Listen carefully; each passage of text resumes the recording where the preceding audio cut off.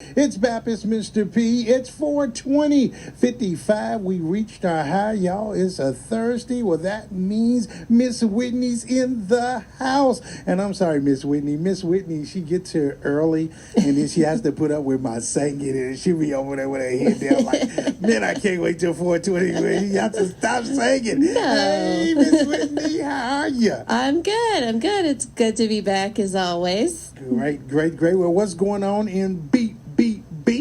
So I have a couple of scams to talk about with you and your lovely listeners. Things to watch out for this month that we are seeing a lot of reports on, but that they continue to come in. So obviously these scams are still pretty prevalent. The first one I want to hit on is a text scam that a lot of our local consumers have reported receiving, but also we've heard from BBBs in other states that their consumers are seeing the same thing. And so I'm betting that at least one of your listeners has received this exact same text message. So a text comes in, and the message itself will be any number of things, usually along the same lines of, hey, I miss you, I want to get back in touch, or it's been a minute, I want to hang out, something like that. And it almost always includes a photo of the same very attractive young redheaded lady. And the messages are all along the same lines of, I missed you, or why are you ignoring me? And then a person will get this and think, I don't know this girl. I don't know who she is. She must have a wrong number. Yeah, because I'm married. Right. Right. And a lot of people are thinking the same thing. Like, I don't know who this is, but I bet she got a wrong number. I'm going to let her know that she got a wrong number. So you respond, say, hey, sorry, who is this? Or I think you got a wrong number. And she'll respond and say, oh, I'm so embarrassed, or oops, or I can't believe he gave me a fake number, by things along those nature. But then this person will keep trying to engage you. Well, who are you? What's your name? Do you want to meet up? So, et cetera, et cetera. She will keep going as long as the person receiving these messages engages with her. And like I said, we're receiving reports constantly, and it's always the same photos. Sometimes, I hate to say they tend to get even more lewd, the longer the person engages with this young woman. This is obviously a scam, right? And the thing is, it's not even this young lady that you're talking to, or if you get this text and you respond, it's not even a person, really. It's more often than not, it is a scam bot. It's just a bot, just a robot that is targeting different phone numbers and has been programmed to sound as human as possible, to, pick up on different words in a response. So if you say wrong number or who is this, the bot picks up on that and responds with a message, oh, how embarrassing, or I can't believe that he stood me up like this, right? So again, not a real person, a bot. But the people behind the bot are those scammers. And what they're hoping is that if they keep you engaged long enough, that they'll eventually talk you into parting ways with your financial information, right? They're going to try to entice you into any number of scams, whether it's possibly an adult website, things of that nature that you have to pay for. We did see there has been a Facebook post, a social media post circulating that went pretty viral and speculated that this was tied to human trafficking. And I'm happy to report that's not the case. There was a lot of fear going on that scammers were using this scam to try to rope in people into their human trafficking ring. That's not the case, so you can rest easy there. But it's still a scam. And what they're trying to do is, two things. One, get you talking long enough that you're going to get comfortable and you're going to give up some personal or financial information that you do not want scammers to have. Or two, simply by responding, you validate that your number is a live one, belongs to a real person. They can then sell that to any number of folks who want to buy phone numbers for more spam purposes, more advertising purposes, things of that nature. So it's very annoying. It can be unsettling to receive photos of someone you don't know, that you did not ask for, you don't want to receive. And it's also unsettling because it sounds very much like a real person trying to get you to talk to them, trying to get you to text with them. But just rest assured, it's not, unfortunately, what's likely happened is that some young lady has had her photo stolen online, and now it's being used in this scam. We don't know that for sure, but that's probably the case. At any rate, the best thing you can do is, quite honestly, don't respond. Don't waste your time by engaging. Just delete and block that number. And if it comes back in a different number, just repeat. Just delete the text, block the number, so you don't have to worry about hearing from that number again. That's really the best that you can do in this situation. And again, I know no one wants to receive unsolicited photos, but just rest assured, it's just a scam trying to get you to part ways with your financial information. So yeah, delete, block, goodbye. Block and goodbye. Yes, yeah. Don't even worry about it. Don't even engage with it. Like I said, it's not a real person. It's not anything like that. It's just a bot that has been programmed to sound like a human being. So that's that scam that we're still seeing reports come in regarding. The second one I want to talk about is one that I know I brought up on here before, but there's a new twist to it, and that is the LG&E message scam, right? So you're probably familiar with this by now, especially if listeners have listened to us chat before about this, right? You get a voicemail or a message from someone stating that they are from LG&E, that you are behind on payments to your account. And as such, your account is about to be deactivated. Your service, right? Your service is about to be cut off for lack of payment. And the best way you can rectify this is to pay right now over the phone. You don't have money? Well, even better, you can pay by gift card. So just read that gift card number over the phone, and we'll get you squared away. So this is a scam that's been going on for a long time. LG&E will tell you themselves that they do not call their customers and demand payment immediately over the phone. They're not going to harass you like that, and they're certainly not going to ask for different kinds of payment that you wouldn't necessarily associate with bills, like gift cards or wiring money or anything like that. So yeah, this is a scam. But the part that we're seeing more of lately that I want to bring to folks' attention is the number itself. So now, and I've gotten a call, actually gotten a couple of these too. So now a number pops up that's calling you, and if you happen to be, near your computer or whatever, and you Google that number real quick, it's going to pull up LG&E. It is LG&E's, appears to be actual phone number. And if you were to call that line directly, you would reach the real LG&E. So what the scammers are doing is they are masking the actual phone number that they're calling from, and they're making it appear as if it is actually coming from LG&E, which just adds to the confusion, makes it seem legitimate, right? Oh, well, that's LG&E's number. They must actually be calling me. Again, as soon as you pick up and they start saying that your account's about to be, turned off in 30 minutes, you can hang right up. It's a scam. It's a scam. And if you're still not sure, or you want to make doubly sure that nothing is going on with your account, what you can do is, after you hang up, call LG&E. And if you call their number, you're going to reach the real LG&E, and just alert them of what's happened. Ask if there's anything you need to be aware of about your account, and they can tell you.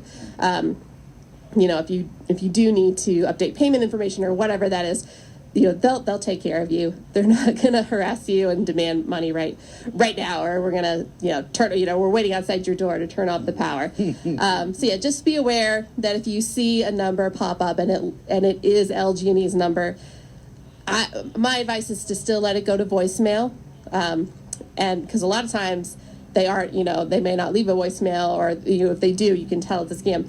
But just let it go to voicemail. Give the real LG&E a call back just to check in. 9 times out of 10, I'm going to bet that they're going to tell you, nope, that wasn't us. Don't worry about it. It's a scam. And with both the texting scam and the recent adaptation of the LG&E scam, a couple things we can do besides, ignoring, blocking, deleting, is we can report it to BBB. And you can visit bbb.org to do that. And you'll see right on the homepage our scam tracker system, which is a great place where you can report scams like this that you encounter or that someone you know and care about has encountered. You can give us all the information. In the case of the texting scam, some folks even go so far as to take a screenshot and send that to us as well. That's great too. Anything you want to provide, including screenshots or photos, is really helpful to us to fully understand what's going on here, what the scam looks like as it comes into you. And you can submit all that information. And while we do collect your contact information, should we need to get in touch with you, to get more information or things of that nature, when your post goes up on our website, we do not include your personal information there. So you don't have to worry about your information going out nation. That's not what we want. What we want is all the information you can provide us on the scam, and we're going to share that. And it goes a long, long way. And, I say this every time, but it's true. It goes a long, long way towards protecting others in our community, protecting those you care about, your neighbors, your loved ones, because the more that we can share on things like this, the more that we can educate our consumers, our neighbors and friends about things to look out for, and hopefully prevent anyone else from being scammed as well. Absolutely, absolutely. Now, when you get those texts or you get that call, Mm-hmm. now, do they always ask for a gift card, or is sometimes they ask you for maybe your account number? Check? Yeah, that's a great question. And we see a lot of different things. The gift cards come up a lot because that is a form of payment that really can't be, you can't contest it. Once you pay with a gift card, unfortunately, that money is gone. You can't really fight that the same way you can fight a credit card payment. If you pay with a credit card, you can contact your company and dispute that charge. Can't do that with a gift card. Right. Can't really do that if you wire money those are the red flags. Yes, you're correct. They're not always going to ask for that specific type of payment. They may try to wheedle their way into getting, just any financial information from you, like your bank account numbers, even your credit card number, and maybe they're going to try to get as much out of you before you catch on and start disputing that. But the big red flags that we see a lot are those types of payments that are harder to dispute. So gift cards, wiring money, paying over an app like Zelle or Cash App. Again, none of these things are bad in and of themselves. It's just that they are really hard. Once you realize you've been scammed, it's almost impossible to get your money back if you've paid with those forms of payment versus a credit card or even a bank card where you can go in and dispute that charge. So that's why we warn folks, and it's also just, you can trust that most legitimate organizations and companies like LG&E, they're not going to ask for these funny methods of payment, right? They're going to accept, a credit card, a debit card, or even if you go in person, check, obviously. But anytime you have someone, whoever they're claiming to represent, really, really, really pushing for a certain type of payment and saying that that's the only type of payment they can accept or that they encourage you to pay with, you might just be wary. That should raise a red flag for you, because there could be a less than legitimate reason that they only want you to pay by a certain form. So great question. Absolutely. Because I'm trying to get Rand to give me some gift cards so that it's Don't not a do scam, it. Rand. It's not a scam. Just read those numbers over the phone. Just read them, yeah. I'll keep it secure. Don't do it, Rand. Yeah, don't do it, man. But if anybody feels that they have been scammed, Yes. tell them the steps they should make.